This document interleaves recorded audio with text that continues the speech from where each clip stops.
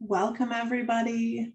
So nice to have you all joining us here today for another installment of the IDHC webinar series. If you'd like to, you can say hello in the chat and tell us where you're joining us from. I can see Bill from Katrine has started us off, and hello, Cheryl. Hi, Pamela from Kenora. I'm just letting everybody file in here for a moment. I can see people joining the session, and we'll get started in just a moment.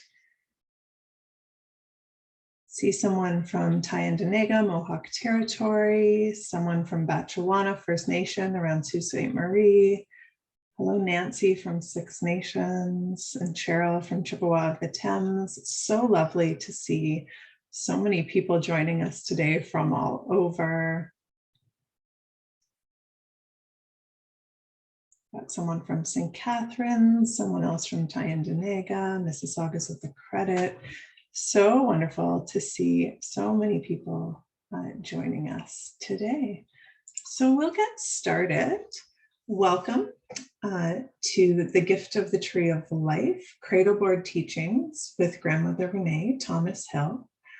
Grandmother Renee is our beloved elder here at IDHC, who is a mentor and a guide and a teacher that we work with often. And I'm so looking forward to hearing from her this afternoon.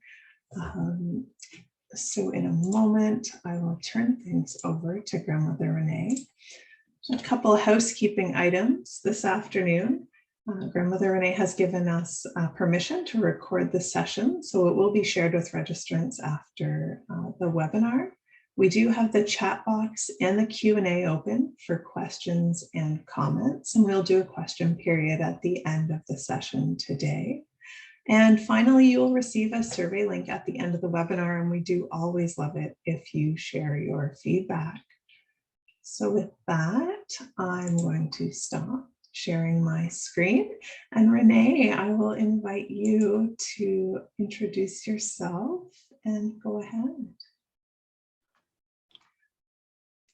Wow, thank you for that beautiful introduction. I am so honored to be on my journey to share.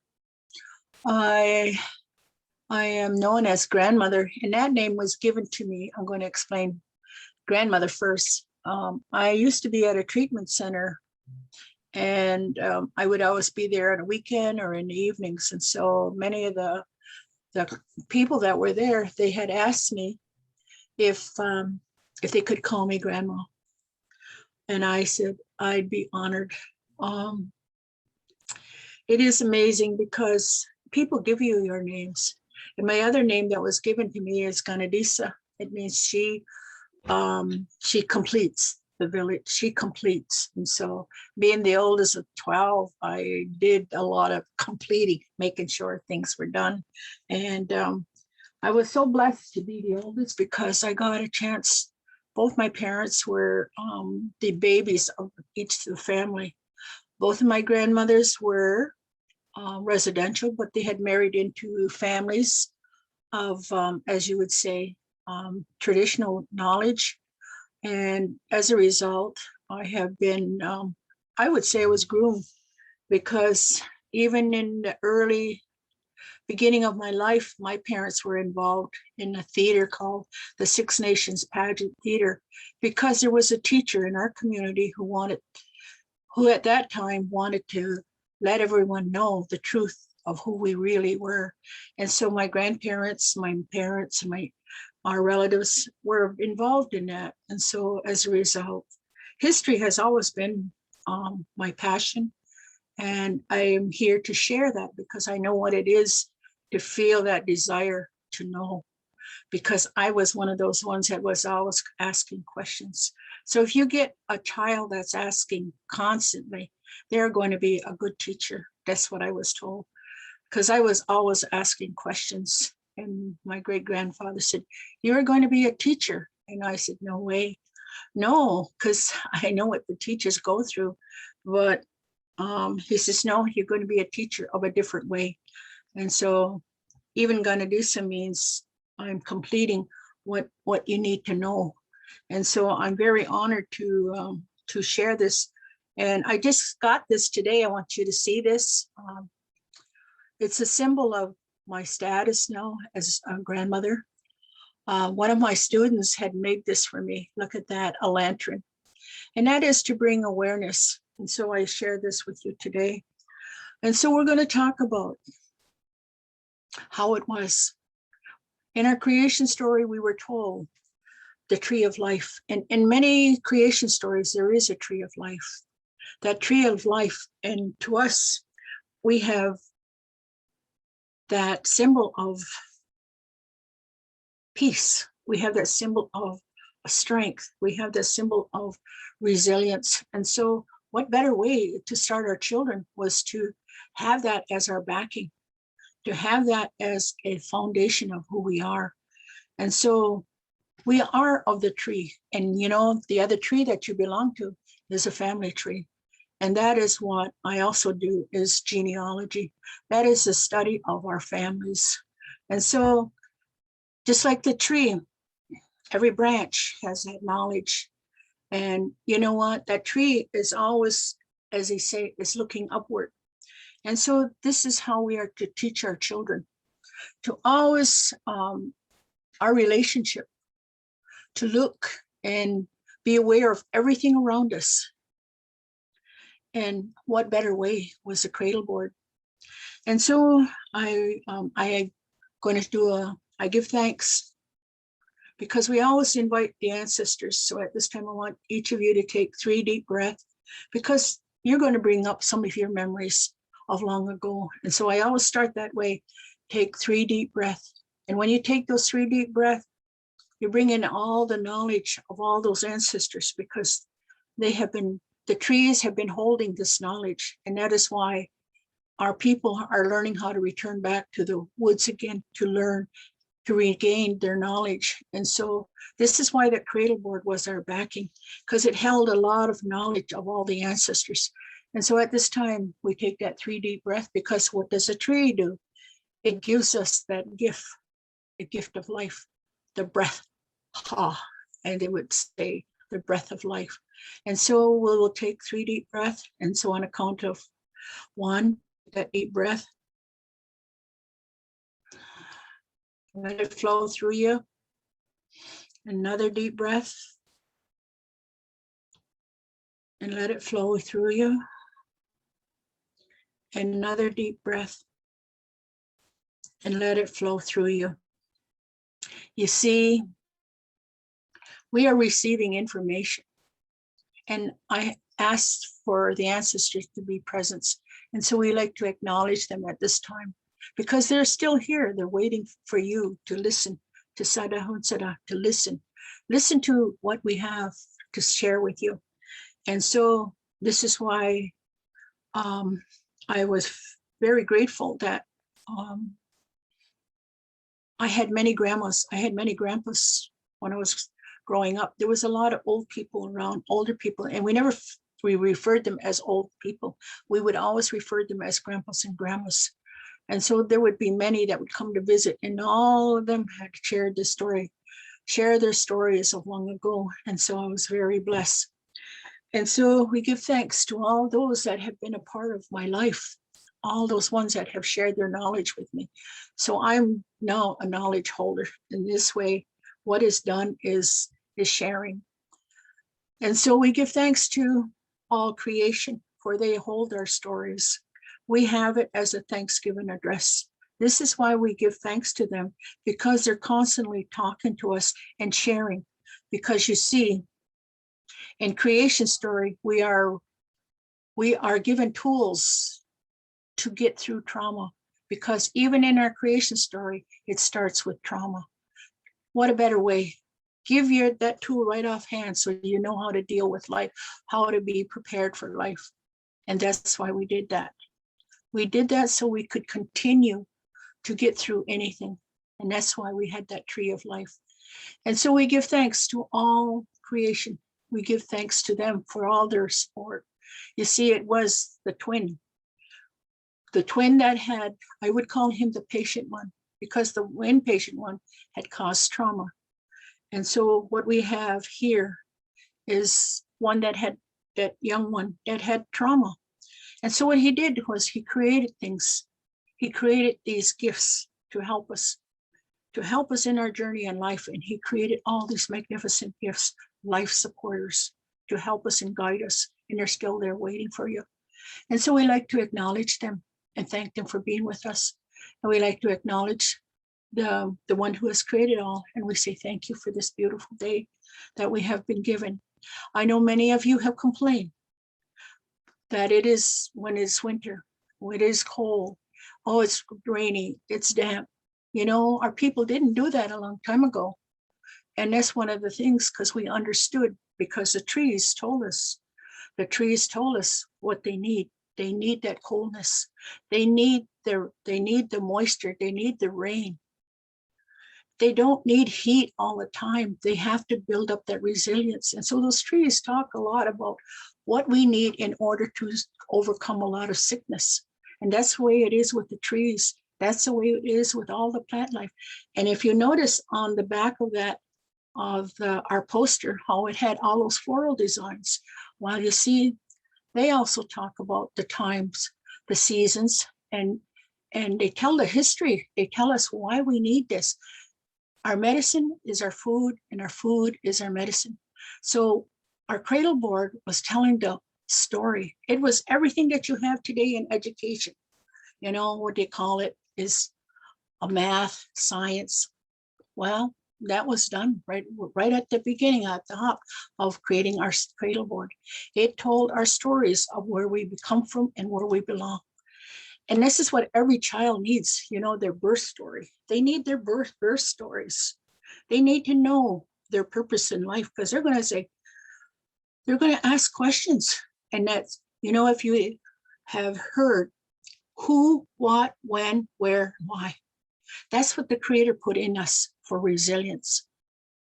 And we are to answer with truth. We are to search for truth, because truth is in us. And so when we see these symbols on our Cradleboard, they talk about our reminders, memory aids. We didn't have a phone, we didn't have a clock to tell us this is what you got to do. By observing, we saw seasons, times, and their duties and their responsibility of helping us to overcome anything. And so I always like that, hearing that, how the trees talked to us a long time ago. And even one of the Cherokee Nation called that they had talked about their leaves as the talking leaves. And so this is why it was important. This comes back to our creation story of the people of the Longhouse. I'm from Six Nation, and I for the while there, because my grandmother went to residential school, she was raised by different families, and so we had the understanding we were Mohawk, but my grandmother had asked to find the truth. And so as a result, I found that we are Cougar Bear, our lineage. And that was such a going back on the tree again. And that's what every child needs, the tree of life. How many know your family way, way, way back? Because this is important to your children, to tell them the stories of resilience, how your grandparents, you know, this pandemic, our parents, great grandparents, and way, way back had gone through a lot of trauma, but they got through it. You know, they were really strong, because one of the things they had learned was, as long as nature is here, we will be here. And that was in our music. You see that rattle there again, come that baby, you give that baby that rattle, but I'm getting ahead of my story.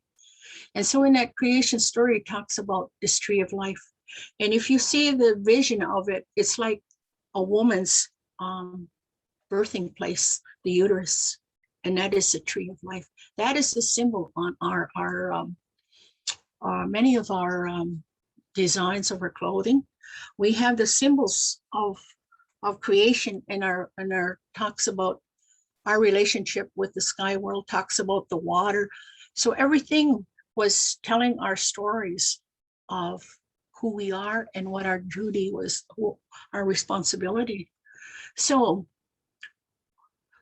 the tree of life, at the time she went and she picked, because of that baby taught her how to be a good person. And that's what every baby is.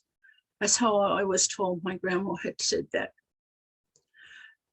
Because we were taught that babies were very sacred, but look what has happened today. People are selling their babies, and that is very sad. Oh, yes, we need to bring back the Cradleboard teaching. We need to bring back that belonging, because, you know, even they're going to feel abandoned. And I want to have you, each of you, is help me, because, you know, you see those babies out there, their parents are fully dressed. How many of you seen babies out there? They have no hats on. They got no booties on. They got their bare feet. And yet the parents, they got coats on and everything else. It hurts me, because the babies are supposed to be bundled, because that representation of that Cradleboard shows that baby was belonging.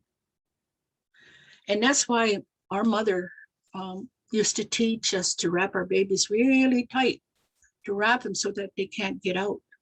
And those Cradleboards was when a parent got to know that they were going to be given a gift. And so the father would go out. The father at that time was told, you're just as much as pregnant as your partner. These are things you cannot do. And so it was very, very powerful how they thought of a child, that both parents, and you can use your hands to symbolize. You see, these are the twins that came into our creation story, the twins. One was patient, one was impatient. And so our children sometimes are going to be patient, and sometimes they're going to be impatient. And we have to teach them. We have to teach them how to control that impatientness. And so when you see my hands going like that, you see the lacings of the Cradleboard, right? You see the lacings done on the Cradleboard. We are to teach them how to have patience. If we, again, as soon as the babies are born, today's society, they're dressing them as little people. They're skipping their whole life, because when you start dressing them as little people, those clothes represents responsibility. And that's how we even had that symbol a long time ago, what they're of what they're going to be later on. So creation story has a lot to do with that. And so, as I said, when she was in that sky world, that baby taught her. How many of you have had the cravings? Well, it's because of what you have up in here in your mind. You are to get ready 7 years before you have a child. 7 years? Why? Because you had to learn patient and impatient. You had to learn how to discipline yourself. You know, you see children go like this. Well, that's because there comes that structure of the Cradleboard, discipline. And when you get in that place, this is what a lot of our problems today is, because a lot of our people are impatient, are very impatient. That is why we have a lot of sickness, a lot of health problems, stressed out. And so taking that opportunity to look at your hands, because it also symbolizes how the tree wraps itself around us. And so that tree, you know, the father would go when he knew he was going to be a father, he would go to the woods and he would pick a mentor, a role model, someone that would be of strength to him, of their children. And so they would create this Cradleboard, and he would choose this. Most of it was, they would choose, it depended on what nation they were and what trees were available in their territory. And so they would carve these, they would take that, but first they would put down that tobacco. It's just like you're asking permission, you're asking for support to guide this child in a good way. We don't do that when we go to the Walmarts to buy a buggy, do we? To protect it and to look after it. Well, you see, we lost that spirituality. We lost that relationship of talking and asking for their support and their love. So the father would take his tobacco because he was taught that at a very young age. When you become a father, you must create this symbol of protection, the symbol of security, the symbol of as they say, well-being of the mind, of the heart, of the spirit, but mostly of the body. And it's amazing what comes through me, because, you know, I used to just sit and listen, but now I'm sitting and listening to them too. Yeah, the ancestors. It's amazing because sometimes I don't even know what I'm talking about, because when I invite them in, they come in, and that's why I don't mind getting recorded, because every time I do this teaching, it's different, because it's almost like, this is something you forgot, Renee, put this in there. And so I'm very grateful for that opportunity. And this is one of the things, is learning how to go without. And that means, what did this pandemic do? It was like teaching us how to go without. And that's one of the teachings of the Cradleboard, was learning how to go without. Going without so that we could be well. Many people are stressed out because they're going beyond their budget, they're going beyond their lifestyle. And a child needs to have mentors at a young, very age. If that child sees materialistic, then that child will become materialistic. So when that baby came, the baby was, as they say, was reminded of their purpose in life. And so this is why the wrapping came, because, you know, for 9 months, they were wrapped. They were wrapped, bundled. And so this is why the babies, they came out like this. And so what we did was we had to straighten them. As I know, as a mother, tomorrow will be my son's birthday. And he's almost catching up to me, I tell him. But I remember him when he was a baby, how he came. And what I did with him was I just like every mother, I was in awe of him. I was amazed of who he was. And that's what my grandma had taught me, was you tell him things, and he'll look at life at like in those eyes, and he'll remember. He's going to go through some rough times, but he's going to remember. He's going to remember how to be a good dad. He's going to be a good brother. Right? So, and that's what she said. You talk to them when you know that when they are created. And so you talk to them and you tell them what you would like for them. And that is, you want them to be very helpful in the community and to know their purpose in life. And so your baby sees the world as you do. The baby sees the world. So that's why my grandma says, once you get your housework done, you go out and you walk. And you know why? Because that helps the baby come. Baby comes. But that baby is getting strength, that you're exposing that baby and to different elements of the seasons. So I'm very grateful my children were born in the winter months, because I love winter. It has such a powerful meaning. Well, every season does, but winter it's a time of great knowledge and wisdom, because we have to reflect on ourselves. And that's what we have to teach our children right at the beginning, reflect. Because when they come here, they have a lot of knowledge. So when we have them, after we have them, and you see, we hold them. Our stomach has held them, has told them that they're very special. And so when they come, we now have to straighten them out. And I remember doing that to my son, my daughter, is put my, as they say, massage, they call it massage, to strengthen their legs, to strengthen their arms. And so when you put them in that place, you're to wrap them. And that's what I was taught by all those, the older women in our community. You really wrap your baby tight, because they're going to, that's the first form of discipline. You wrap them really tight.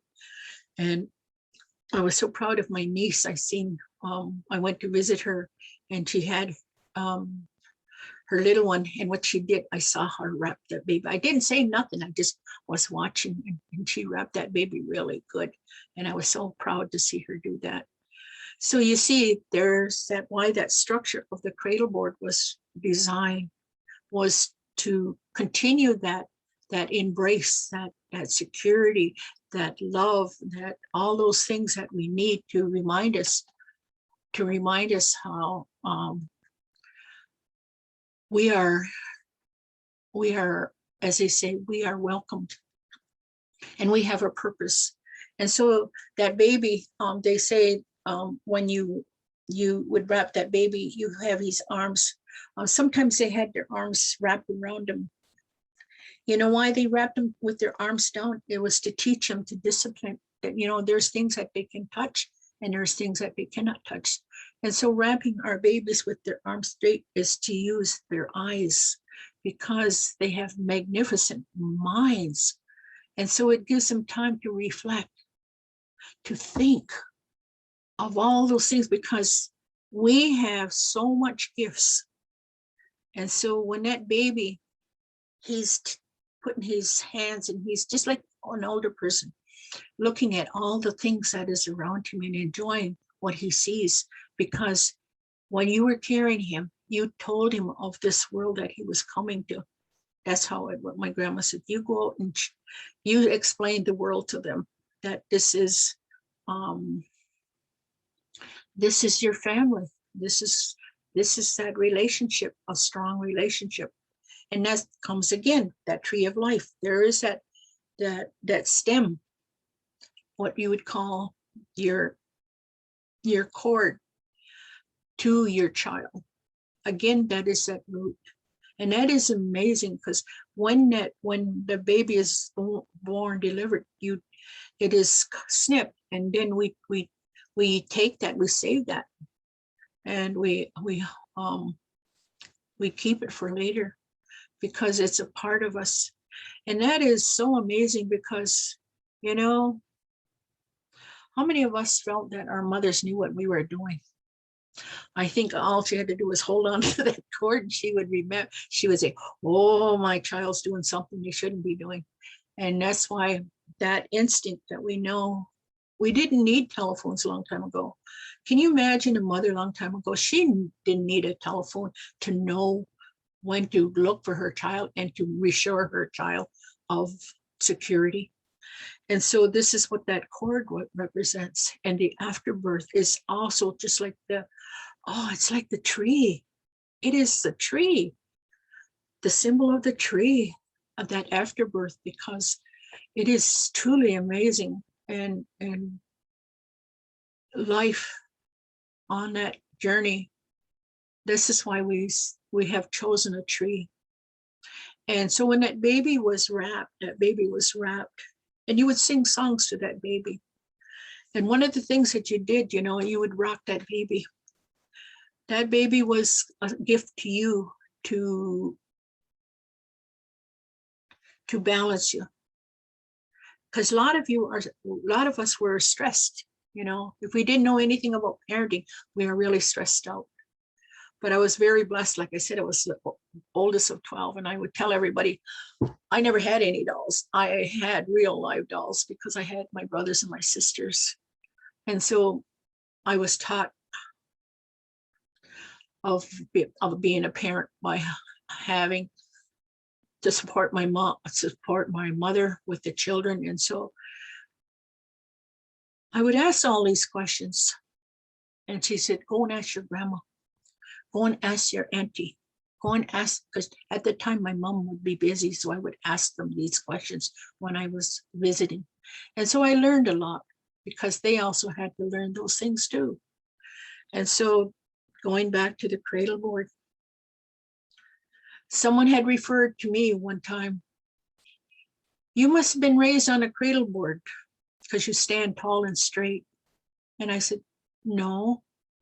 He said, because, you know, the people really notice your posture when you're out in the community, if you're slouched and you're bent over. And so I said, no, I was just taught to always to hold your head up, to hold your head up. And, you know, that's the first thing you say when a baby is, that baby has strength to hold their head up. And that plays a very important role. And that's why that tree, every child looks up to a tree. A tree was to symbolize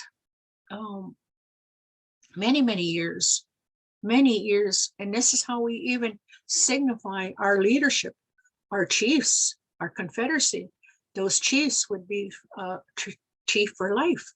And then they had one, you'll always notice there when you're all walking in the woods, that there's always another one coming up beside it. And this is the one that's being mentored to be the next, when this tree has fallen over, then this will take over. So we have a lot of stories in relation to trees. The tree of life, it is the medicine. What are we going to get soon? Is that sweet water. And that needs coldness. Our children need to deal with coldness. That's why we were to be sent outside. It was to make us resilient for the coming year. You know why people get sick? Because the children are not out there playing near the trees or near the earth. What are they playing? On concrete. And so there is many, as they say, it's not absorbing the germs, the virus, it's staying on top. So the earth was a way of, this is why the rain in all different seasons was to break down all these things. And so this is why you see on our cradle boards, they're the symbols of plants and flowers. And so I love this one here, how we have those flowers. And they talk about our relationship with all creation. It tells of our birth story, as I said before. So wrapping that baby, remember I said wrapping that baby straight like this, because they would see the plant life growing tall and straight. And there are many stories on how, I will get into that later, because it has to do with the tree again. And so here is that little one that comes. Now we must form him, form her in that way, that this child will be standing tall and strong, that this little one will have that, as they say, will have that inner knowledge, that intuition, that intuitiveness of observing. And so when they were wrapped really tight, the only thing they could do was see and hear. And so they would use a lot of reflecting, deep thoughts by listening. Our children know their relationship. Why do you think they pick up a plant? Why do you think they bring, when they start walking, why do you think they pick and they come to you and they bring you a rock or a flower? It is to remind you of your relationship with creation. Remember, this is your medicine. Remember, this is how you can get rid of those pains. Those children know. And so when that's why they were wrapped, so they could learn how to listen to the birds. And using their eyes, because when they saw things, they looked around in the village. And we never sat our cradle board on the ground. We would have it up. And so it would be on a branch. And so this was for our first jolly jumper. And so that baby would be watching everybody in the community, what they were doing. And that baby was thinking, I'm going to be like that one. No, I'm going to be like that one. I'm going to be like that one. And so that child learned that he was getting ready to be, he has a career, he has a purpose. And so when we saw that, we saw security. So that baby was going to, that baby, while that baby was being wrapped, was observing all those magnificent people. You know, we rarely saw anybody laying around, not working. All our people were doing, because that's ceremony. Doing is ceremony. That's why the Creator created our body. And if you hear your child saying they're bored, it's because they haven't learned that it is ceremony to be doing. And we have to, you know, we want to change the world. We have to change, the adults have to change their lifestyles, because that's how they are observing. And that's what I was told too. You know, we have to go through that time. You know, they're watching us. And I remember when I was growing up, I never saw my grandma. One of my grandmas never, when she was going through hard times, I saw her get down, and she would pray or she would cry. And so I understood that there are going to be tough days in my life, and then I was going to cry. And that's what a baby comes to teach us. A baby comes to teach us. And that's why we made that cradle board, so that baby, even though the mother wasn't able to hold that baby, that cradle board held that baby. Today, a lot of mothers I have seen my niece, she is very good with her baby. She held that baby for a long time, but she had to put aside all her work. But in our way, it took a whole community to raise a child.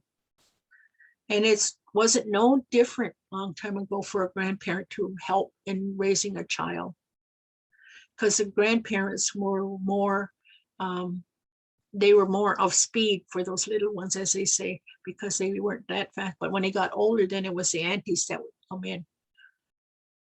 So these children were observing when they were in a cradle board. They were wrapped really good.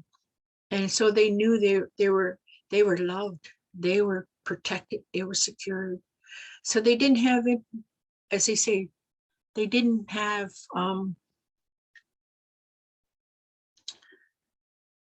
fear, because they saw how people took care of themselves in a good way. So here is that baby observing. It's even hearing the birds, because once in a while the birds would come and they would sit near that baby, is almost to sing that baby to sleep. Everyone contribute of nature to look after a baby, everything. And when I was little, we had a dog at my grandma's, and my mom had told me that she would put me out on the lawn, and we had a German Shepherd, and she would tell him to watch me. She said every time I went off that blanket, he'd pull me back and put me back on it. So pets were very important for children. And that was because when they were observant, they saw that there was many that were supporting each other. They saw a unique support system, a support system that they come to rely on. So this cradle board taught them discipline. They saw what they could do and what they couldn't do, because you see, we didn't have any prisons, we didn't have any jails. It was later that we learned guilt and shame. You know, I hear a lot of people say we were very humble people. Yes, we were, but we were very spiritual people.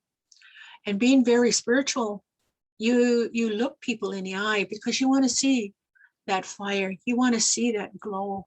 You want to see that magnificent part of a human spirit. And that's why even in our language, we would say, Segas gonna go. That means you're asked looking for peace. Is there peace? in that way. And this is what we did. We scanned the people. And that's the gift of those babies. We're all born healers. And those babies can tell. And so walking was a gift that they were looking forward to do. So when they were in that Cradleboard, they had strength in their legs. Strength in their legs because, you know, as adults, we're going to have to be on our legs a long time. We're going to have to strengthen them, make them. Today, our people have a lot of hip. I don't mean to offend anyone. Please forgive me. We just have misused, not using our bodies of resilience. And so today we are having a lot of replacements of knees and hips. And so a long time ago, these were tools to help us to strengthen. And when they got old enough, then they would be on that road of walking. And while that child was there, the child heard many things. So that's another thing that we had to learn was our language. I hear from my family, the ones that are working in daycare, and how the children come in and they go, they can swear. And the babies, they learn those languages. And that's why we are told it takes 7 years to get ready. So in 7 years, you have to learn how to, again, patient and impatient. You had to learn how to get ready. And this symbolizes the children.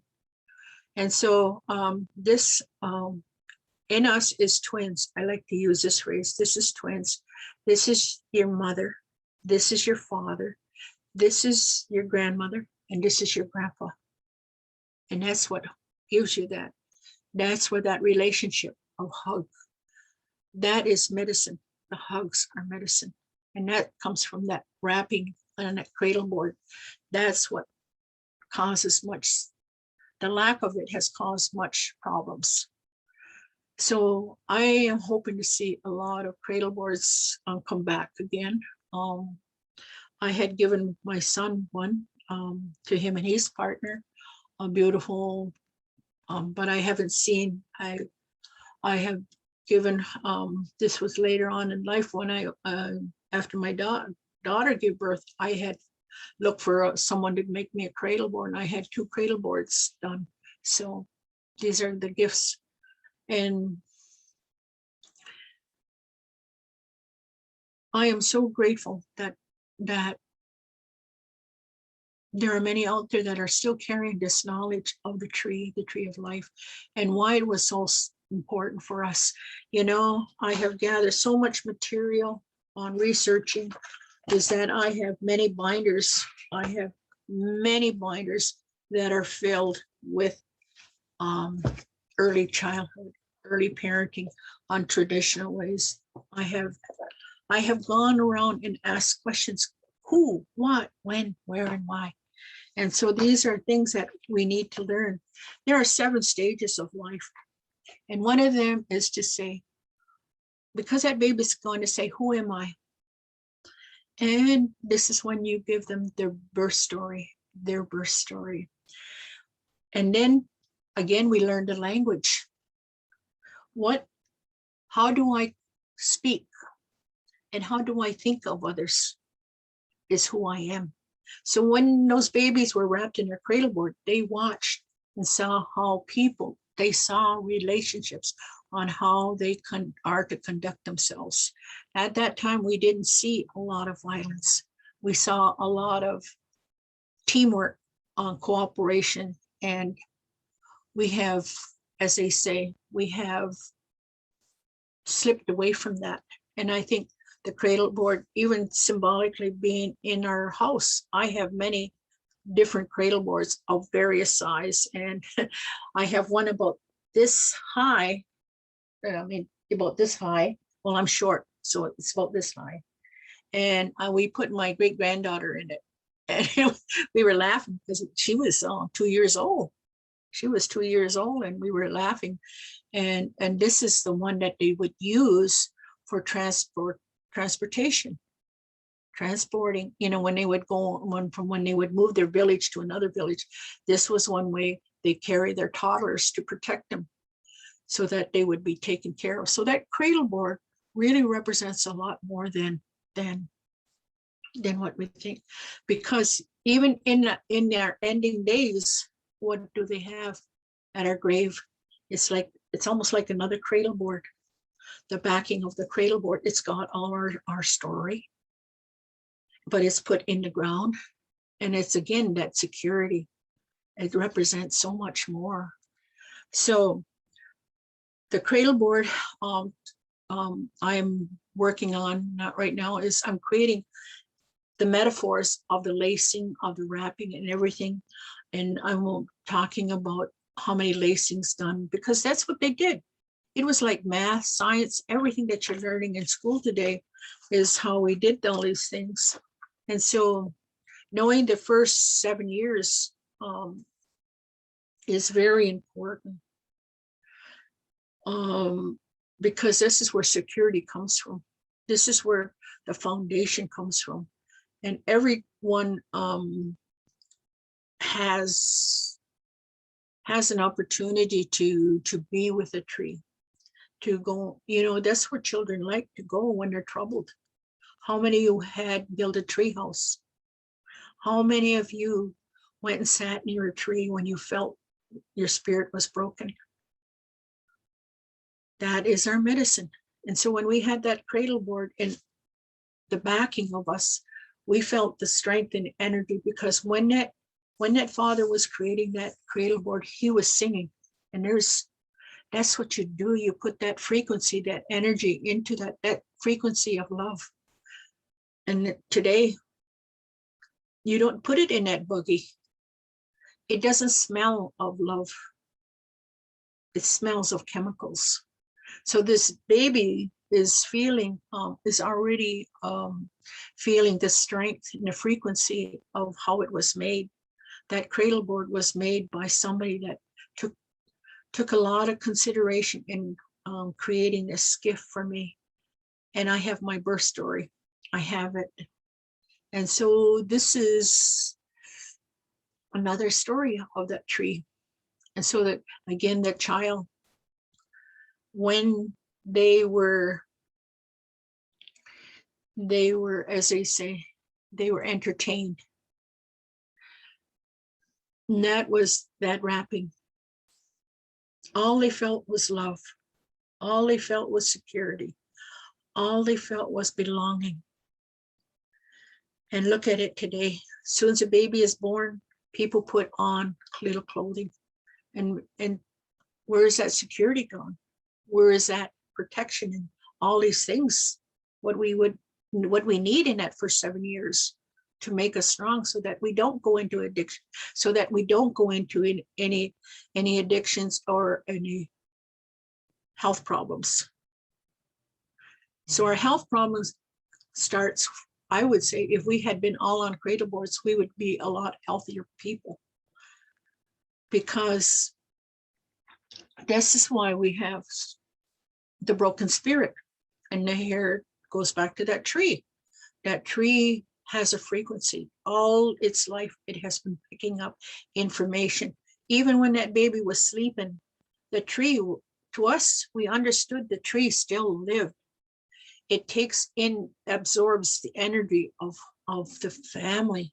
And so even as that baby was sleeping in that cradle board, we didn't have to worry about falling, or as they say, falling on the floor or whatever, falling out of the crib, or having the sadness of this crib death.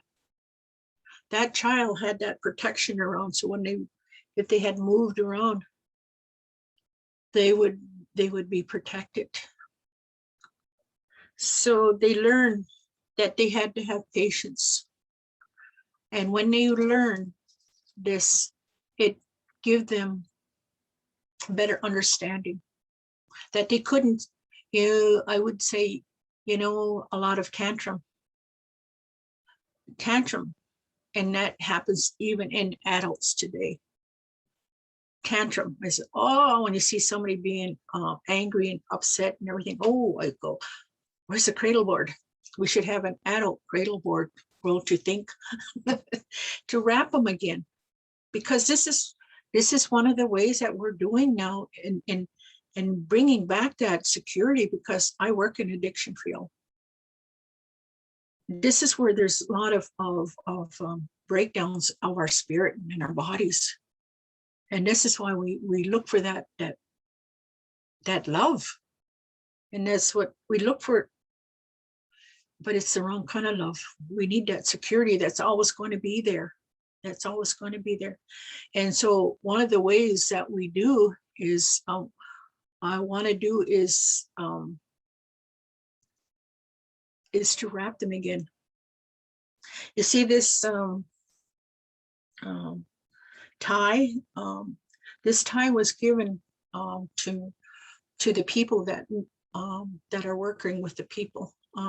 We had a group of visitors coming from the South, Mexico, healers coming up to work with the healers in our territory, and they give us this gift. And they were reminding us of these life skills that we need, and regarding to that wrapping and to that cradle and how important it plays later on in our lives. And so what they did was, one person was going through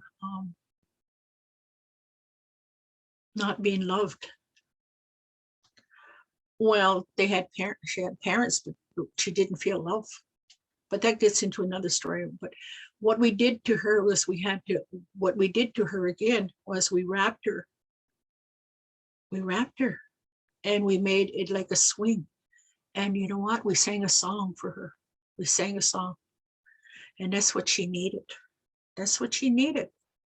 Because this is one way we're looking at creating, bringing back that security within that child, within every child.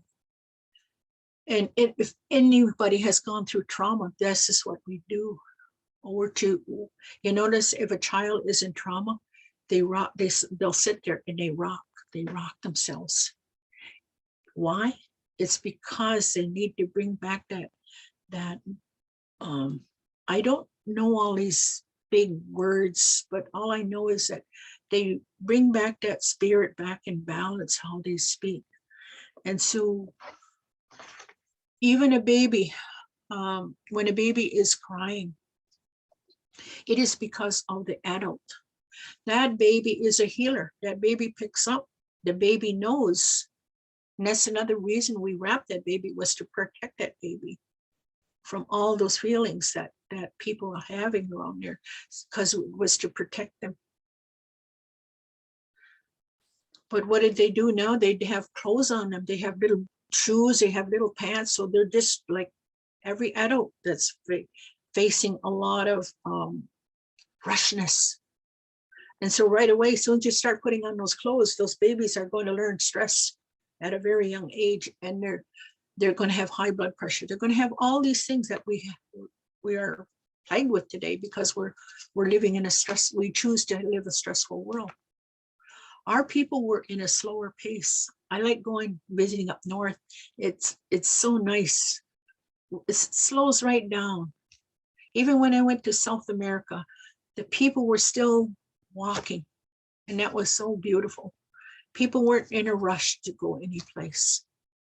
And this is what that Cradleboard was to teach us, is always to slow down, to remind us to slow down in our lives. It was to reflect. And I think this is why a rocking chair comes in place now, is to do these things, is to bring back that time when somebody held you and they sang to you in those songs. And so we're very fortunate that our knowledge, they tell us our knowledge has disappeared. No, it hasn't. The trees are holding it. The plants, everything of nature is holding all that knowledge, because where did our people sit? it was outside, and he told these stories. And that's why it comes. This is why we need vision quests.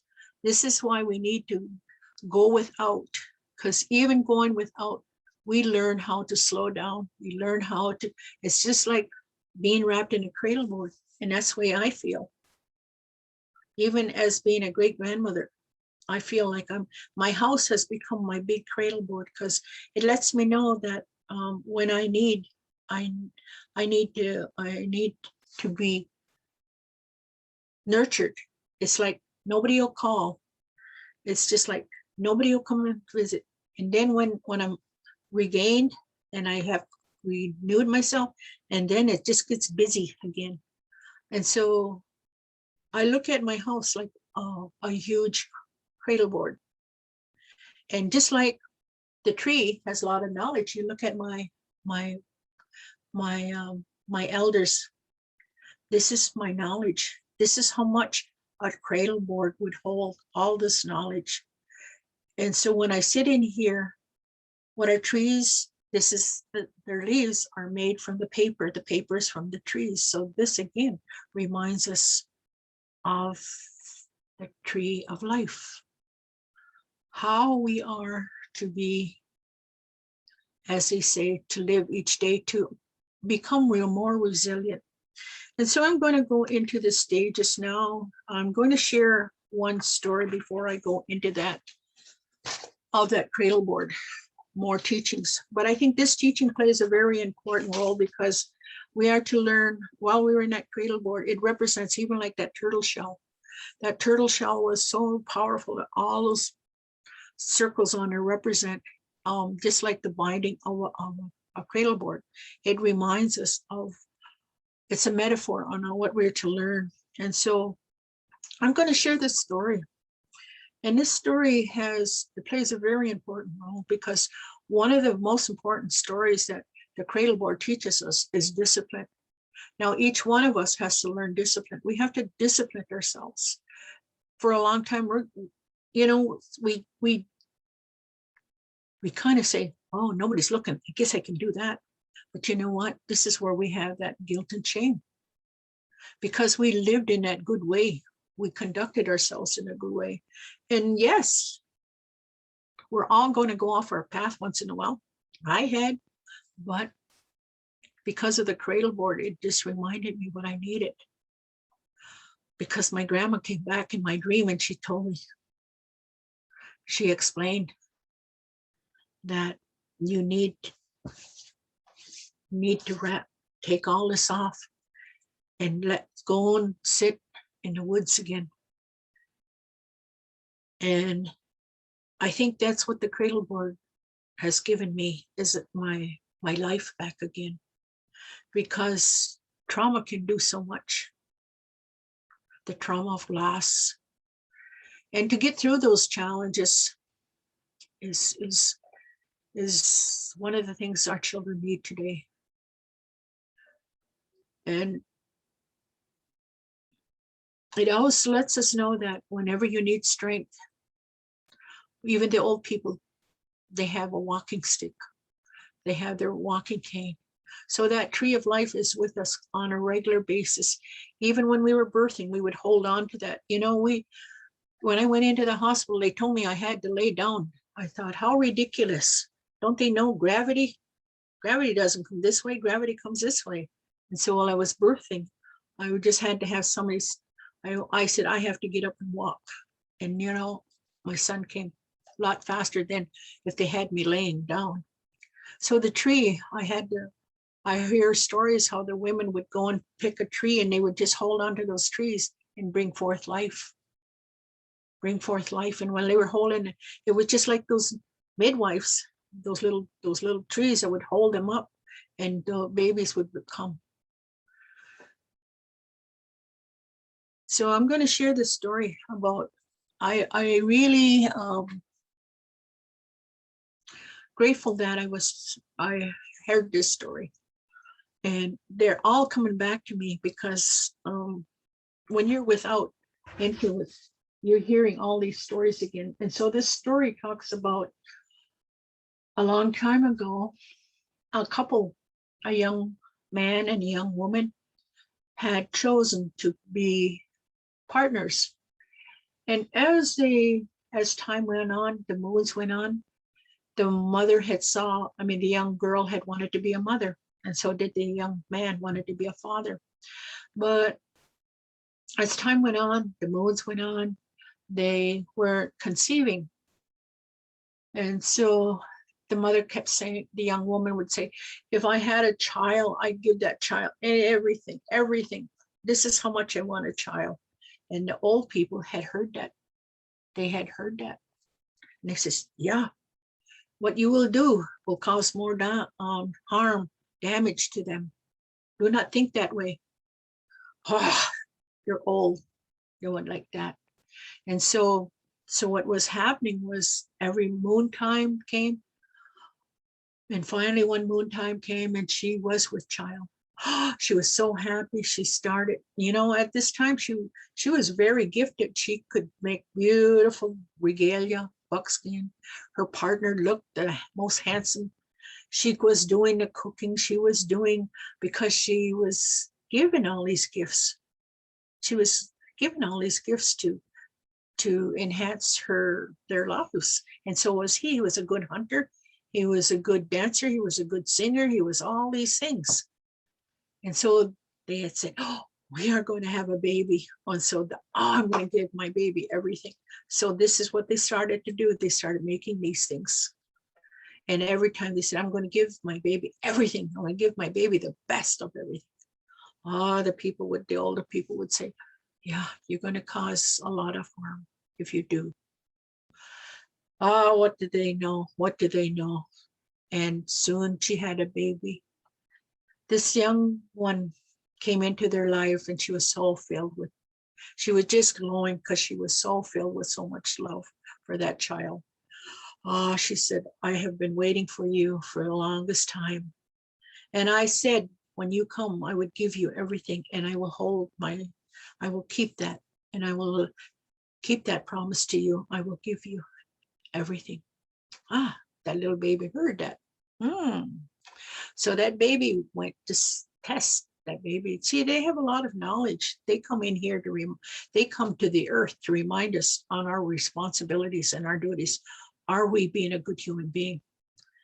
Are we following our original instructions? And so at that time, the baby said, well, we'll see. So that baby started to cry. And the mother jumped up. She went rushing. She forgot what she was doing. She rushed and she was holding her baby. And then the baby stopped crying. Then she was go put the baby down, go and finish her work. But the baby would cry and she'd run and pick up. So after a while, work wasn't being done. Supper wasn't being done because the baby now became the top priority. Pretty soon, she was not being, as they say, taken care of. And so her husband would get kind of upset, come home, nothing was done. She said, but I look after her baby.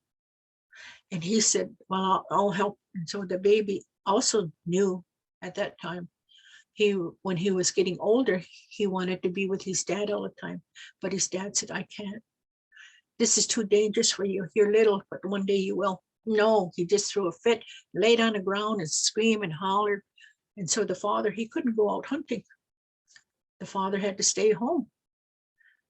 And so the child grew and toddler, and the parents, now they had neglected their life because of this little one. This little one would always want it, demand it. And so pretty soon they were starting to look very exhausted because the baby was always wanting. And so they begin to look, as they say, not well dressed, because she didn't have time to make anything. She didn't have time to really wash it, to do all this, because the baby, and they tried to put the little one out to play with the others, but that little one always wanted his way. So after a while, all the little children didn't want to play with him because he was always used to getting whatever he wanted. Because that's what they said, I'll give you everything you want. And so he was used to that. So when he went out in the community, and after a while, everybody kind of shunned them. Everyone shunned them. You know, they didn't after a while, he was now a young man, and he was saying, why is everybody else have better food than we do? We get just scraps. He was complaining. Why don't you dress me like they are? And he was complaining. And so the mother was saying, but I'm doing my best.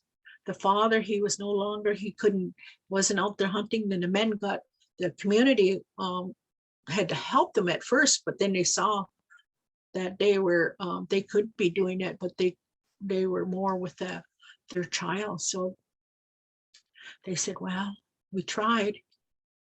And now they were finding out what the old people had talked about, that giving your child everything will cause much sadness. And so time went on, you know, he was becoming a young man. He, nobody wanted to be with him. And so he demanded his parents. They couldn't show him much because he didn't want, his learning time was that I don't want to do that anymore. He became a lot of impatient. And so he wasn't learning the skills that he needed. He wasn't learning the things that he needed. He wasn't learning how to help. He wasn't learning how to do anything because he was told that he was going to be given everything. And so the mother, she became wore out. And for a young woman, she looked, as they say, she looked aged. So he gets to be a young man, a teenager. And he looks around and he saw that his whole world, nobody wanted to be with him, just his parents. But they were even getting to look old. What am I going to do with these old people? He started criticizing them. He started being angry at them. And then he says, I'll fix them. I'll fix them. I'm not going to eat. And so that's what he did. He just went and laid down, didn't want to do anything. And I think they would call that depression today. And so he laid down. He laid down and he just gave up. The mother tried, the father tried, but it didn't work. And so he went off into a deep, deep place, sleep. And where he went was so beautiful, they say. He saw so much happiness. He saw everyone just smiling. He felt that warmth. He felt all these things. And he said, wow, I never knew there was such a place. He would start running towards him. And then an older man came and stood in front of him. He goes, yeah, you cannot come this past here. Why? Why can't I come? He says, because you didn't pick up the tools. You didn't pick up those gifts that you were to have. What do you mean, gifts? What do you mean? He says, I want you to think about it. What would be some of those gifts that you didn't do, that you didn't pick up? Oh, there's nothing. Nothing. He said, well, you think about it. And when you think about it, then you can come back. And only then can you come back. So next thing you know, he wakes up and he sees his parents. And he looked at his mom. He laid there for a while. And he looked at her and he says, Mom, what do they mean by gifts? And she looked at him and she was wondering, why would he say that? What are some of the gifts that I was supposed to get? I thought you give me everything. I thought I did. What gifts? No, I went to this beautiful place and they told me I didn't pick up these gifts. And the mother already knew what those gifts were. Those gifts were patient, self-disciplined, supporting, sharing, kindness, goodness, supporting one another, helping one another. And he never did any of those. He never helped his mother in the home, never helped his father. He just demanded everything to be given to him. And so the mother realized, but I loved you. He says, well, why didn't you discipline me? Isn't that one of my gifts you were supposed to give me? She says, yeah, but I didn't want to, I loved you. He says, you never really loved me, did you? She said, oh, yes, I did. I loved you. You know, he got angry. And she said, and then he stopped. And he realized that he was talking back to his mother. He was answering her in a way that he saw other kids. He never ever saw anyone else do that but him. He saw how kind and kindness come out of those children, those other children. And he looked at his father, why didn't you teach me? This is because, my son, you didn't want to. Remember? You thought that was ridiculous. You didn't want to do that. That's too tiring. That's too boring. Oh, my father, why didn't you do it? Look at me now. I don't know. I don't understand. I'm not happy. There's something missing in my life. And the father and mother got really sad. They looked at one another. But we loved you. We loved you. And then he finally said to them, he says, well, Mom, pick up that blanket. Dad, pick me up. I want to go to the woods edge. And so the mother got worried because, you know, usually when they say that, that's where they want to be left to die. And so he went there. The mother was kind of hesitant. He says, but I want to go there, Mom. This time he talked in a kinder way. He said, Mom, please, Dad, please. He said those words and they were taken back. Wow, this is the first time we heard him say, please. So we should do this. And so they picked him up and they took him to the woods edge. And so as he said, this is far enough. You can put the blanket down. And so they laid him on the blanket. And he asked them to look around. And so they looked around and he says, Mom, Dad, there's a tree over there. I want you to go over and straighten it up because the tree was just starting to bend over. So the father went over and he started to fix it and dug all the roots and make sure everything. And he kind of used water and he straightened it up and he made it so that it could stand tall. They put fresh dirt around it. And it was now, he says, he came back and he says, is that what you want? He says, yeah. Then he looked over and the other, he said, oh, Dad, there's another one over there. Can you fix that one? So it was more bent over. And the father says, okay, I will. So he went over there. This time he needed the mother's help. He asked the mother to come over to help him. And they had a hard time because it was going like this. And they almost had to, she had to rip some lacing off of her dress to make some ties to have a brace all around little pegs to brace it up so that it would go strong and tall. And they finally came back after it looked pretty good that they had stand it tall and straight. And they come back and he said, we done it. This isn't, looks around again and he says, oh, there's a bigger tree over there, Dad. Can you go fix that tree? Meanwhile, the tree was like this. The tree was bent right over like that.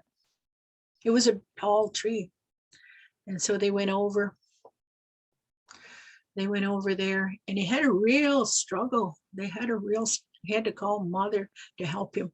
And they were really trying, and as they were trying to, it snapped. It broke and he looked at one another. Then he looked back at him and he says, that's what's happened to me. So what do you get from that story? What do you get from that story?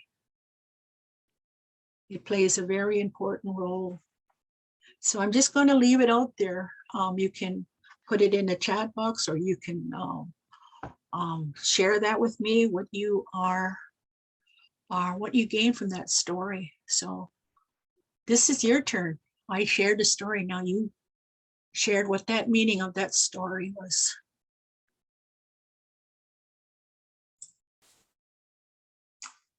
Pamela says it's easier to grow in the right path when you start when you are young. Anything else?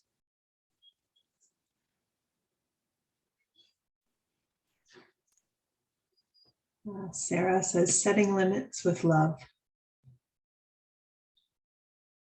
Okay. If anyone wishes to speak, you can click raise your hand and I can give you permission. Shaliza says, that story was so helpful. We need to guide our children while they are fresh and young. Pamela says, a tree can be straight if it is braced from the beginning. Yeah.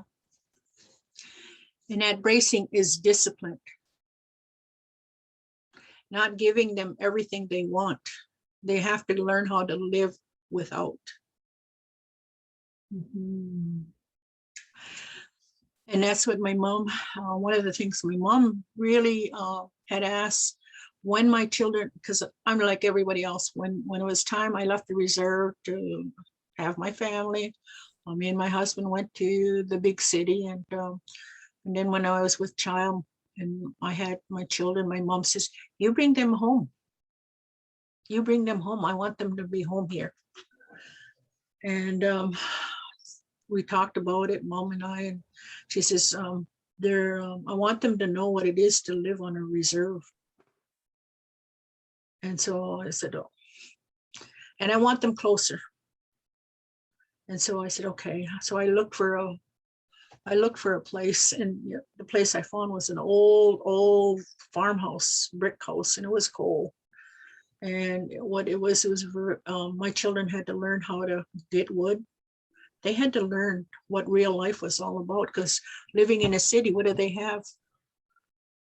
They have no roles and responsibilities. But most important, every child should, when they start picking up and learning, this plays a very important role. This is why we have children the way today, is because they have been pampered. No longer are they doing chores. That's what they call them today. My grandma would say, we will do gardening. We will clean the house. We will do this. And so it was a we thing. So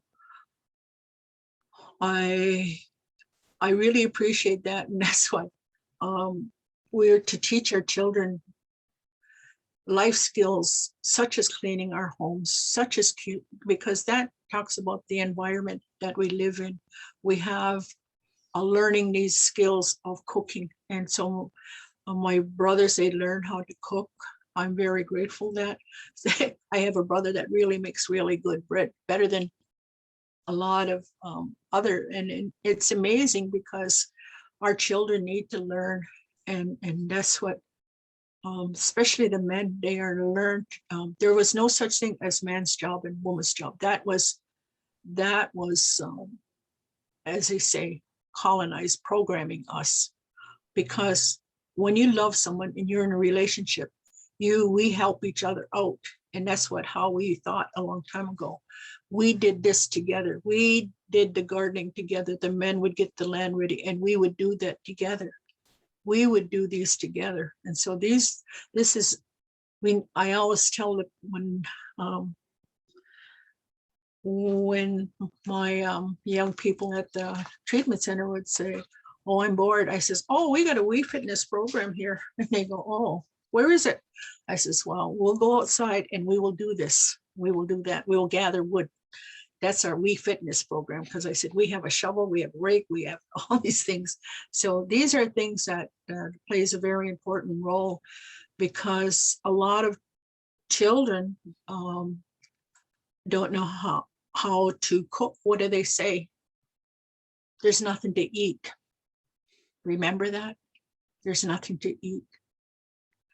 So one of the most important things is that even my granddaughter says she never wanted her children to go through a pandemic. And I said, yeah, I know that, but this is reality. We need to teach our children how to survive. And that's what the Cradleboard, that's what the Tree of Life, that's what all our original instruction was, to help us to we have to deal with reality, with trauma. We have to deal with these things. This is why we were given these skills, to help us to prevent sickness, disease, and all these problems that we're having today. Because doing it's a ceremony. Doing and having us doing things is very important. Not it's going against our original instructions, because we look at nature. Nature is always doing, always moving, always thinking. And they were our helper. I mean, they were our mentors, and we saw how they were always taking care of themselves and of Mother Earth. So this is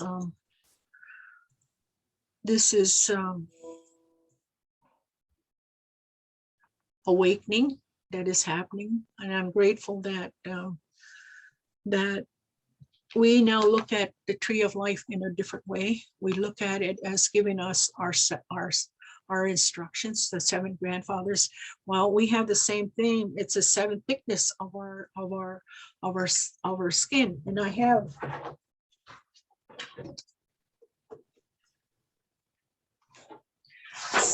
So this is what a Cradleboard teaching does. It teaches us how to have a strong foundation, a strong home. And so these are things that that being in a Cradleboard, it taught us how to have a good mind.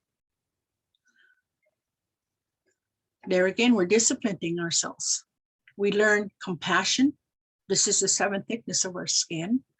We learned spirituality, because what we saw was there was a power greater than us when we were little ones. We knew that. We knew that relation of spirituality. We knew the importance of kind words. We knew that strength taught us, that Cradleboard taught us that strength. But most of all, it ensured us with love. But what it did was it didn't give us encouragement that we will be resilient for the days to come. And so the 7 grandfathers, it taught us love. That's what it gave us. It taught us bravery, because in all kinds of weather, we saw much changes.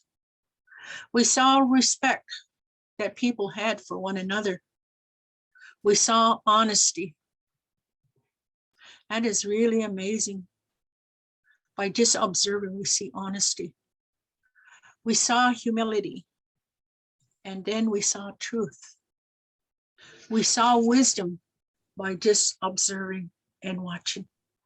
In that time, while we were young, we were learning how to discipline us with all these values to incorporate, to have a strong foundation of a home. And so we were given, we walk with integrity. That's why we walk with our heads up. And when the first visitors came, they could not accept that we could look them in the eye, because they said, who do they think they are? They're pagans, and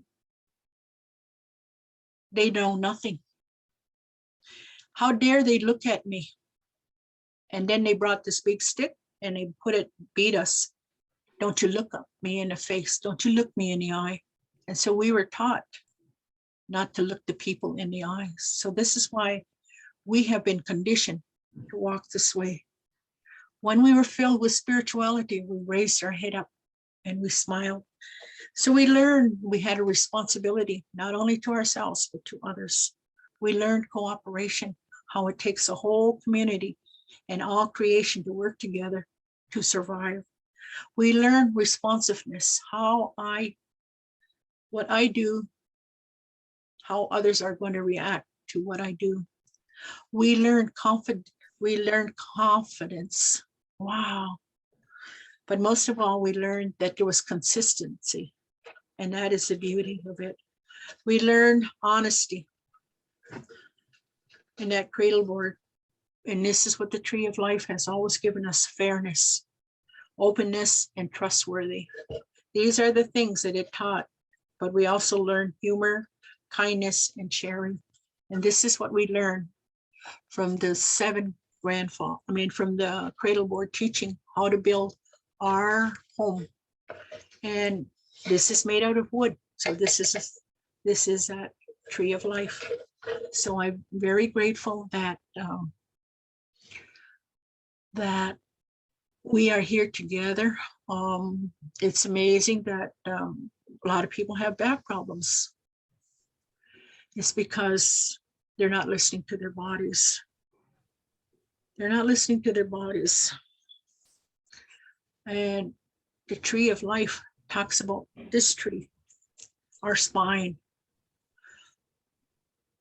These are our branches.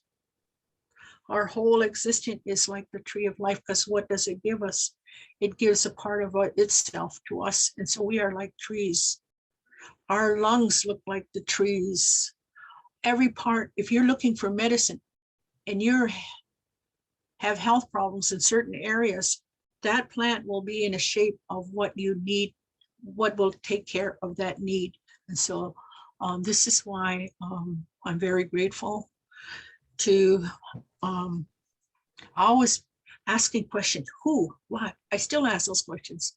And this is what it gets me, is all these answers so that someone else can benefit from it. So I want to say thank you, Nyala, Miigwech, and I'm just looking at some of the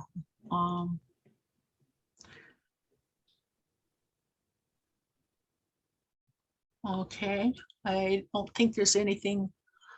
There are a couple of questions, Renee, many, many wonderful comments, and meow to everyone for your full participation. I've been reading the comments, but Pamela and Elizabeth asked similar questions. Pamela asked if the Tree of Life is that Gishkondag, the cedar tree, and Elizabeth asks, when we pick the wood for the Cradleboard, did we decide on certain kinds of trees for specific conditions? They must have got in, or they were busy learning. Remember, I said the trees were of wherever they were from and when they had their relationship with that tree. I have, I was going to mention oak. Oak is a hardwood, and the territory that we live in is mostly of a hardwood. So it would be, we would trade, you know, this is one of the things too. A lot of the trees, the people from the north do not have the trees that we have from the south. And so we would also do that time of sharing, because they would see this. There are many different forms of, I was in Kenora, and I was at the hospital up there, and I saw on a flight, when we were flying out, there was a baby in a beautiful made birch bark wrapping. Oh, was that ever, oh, that was so nice to see that this baby was put in this, of the bark, the birch bark. That was nice. Mm-hmm. Yeah. And one last question, because I think the group might enjoy it, is Melissa asks, what happens in the case of twins? Do they go in the Cradleboard together, or do they have separate Cradleboards? They had separate. They had separate because this, it was a support work, because the mother wouldn't been able to carry. She would have to have support. So it would be two, because two different Cradleboards. And our children were more lean back then. I don't think we could hold some of the little ones today, because they're gotten quite big. You have to remember, our babies were more lean and more, yeah, more lighter. Meow, Grandmother Renee, this has been such a lovely afternoon, and I can just tell by the activity in the chat box that people have really enjoyed your sharing this afternoon, as have I myself. We're so thankful to have you with us this afternoon. Ah, thank you. Well, I'm glad it continues. It does continue, and we have more teachings coming our way in the next little while. So anybody that joined us today that might be interested in knowing what comes next, we have some dental students coming on March 17th to do a webinar about oral health and diabetes. And we have water teachings on March 22nd for World Water Day with Elder Dorothy Taylor. So we continue to share this knowledge together. I want to leave today by just once again thanking Grandmother Renee, as always, for spending all this time with us and for sharing her knowledge with us. And we hope to see her back with us again soon. Miigwech, everyone. Nyawa. Take care. Nyawa. Bye.